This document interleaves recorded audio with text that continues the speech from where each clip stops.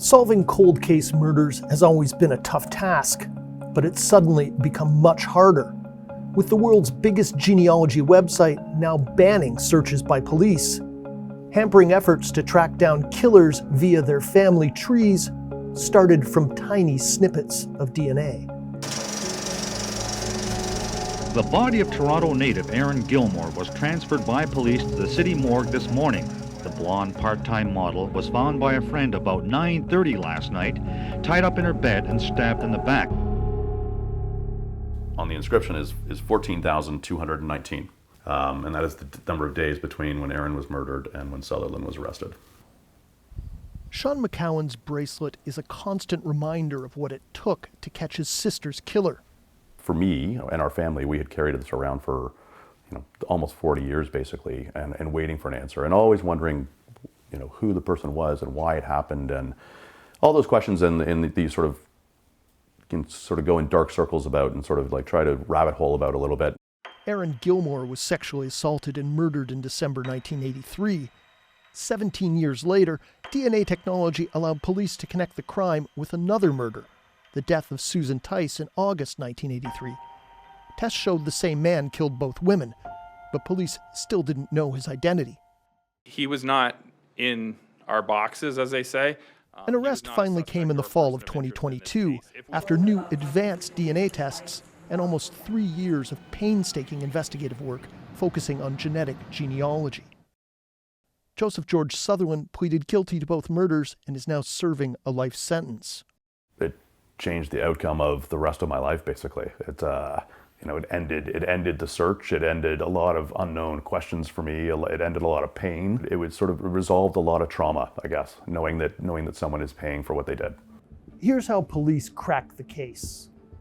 Standard crime DNA testing maps out 22 marker genes. Think of it as a human barcode. However, it only works if investigators can match the sample up with a profile that's already in their databanks. Tracking down a killer without a prior serious conviction requires a much deeper dive. A specialized and expensive test performed by a lab in the United States can extract more detail from the original samples. Genetic markers like hair color, eye color, skin color, and most importantly, ancestry. Results are then compared to other DNA profiles that people have willingly uploaded onto the internet, with the hope of finding enough common pieces to reveal distant family relationships. And eventually, we're able to build back in time to show our most recent common ancestors, and then down towards our offender. In the case of Aaron Gilmore and Susan Tice, genetic genealogy uncovered what turned out to be a third cousin of the killer. But mapping out that relation required police to unravel a web of almost 8,000 people. It took 2 years just to get to the great-grandparents. Genetic genealogy has become invaluable to police forces, helping to solve more than 1,400 cold cases in the past 8 years, according to a New York Times tally.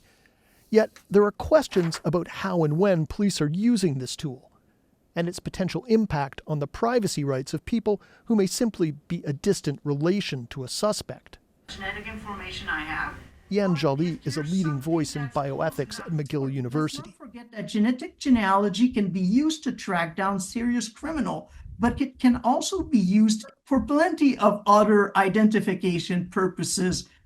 So it's a bit of a slippery slope here that we have to be careful about.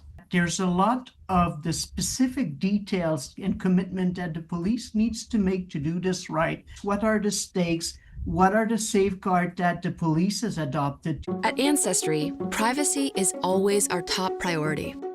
As the world's largest source of public genealogical data like birth, death, and marriage records, Ancestry.com has been the go-to website for mapping out family trees. But the company recently updated its terms of service, explicitly barring police from accessing its database without obtaining a court order. CBC News asked Ancestry.com about the company's concerns over police access. A spokesperson declined our interview request, pointing to their recent blog post. It says that Ancestry has a responsibility to make sure that the site is used for what it was created for, family history research. This was basically like a one-stop shop to get the information that we needed. Acting Detective Sergeant Steve Smith heads the Toronto Police Cold Case Unit. He says Ancestry's ban is a setback. It's not going to stop us from solving the cases. It's just going to slow us down from solving these cases. That's all. We'll still get there in the end. It's just, the efficiency of time. And in some cases, time is the difference between having a live suspect and a dead suspect, right? Correct, as well as live family members and deceased family members too. The quicker that we can get these solved, the better it is for everybody. The motivation behind Ancestry's ban isn't entirely clear. And the explanation they're providing doesn't sit well with Sean McCowan. I think it's absolutely horrible, and I'm hopeful that something will change in and around this, because I can't imagine another family having to wait 40 years. A wish stemming from his own experience and the knowledge that time may not heal wounds, but a conviction certainly helps.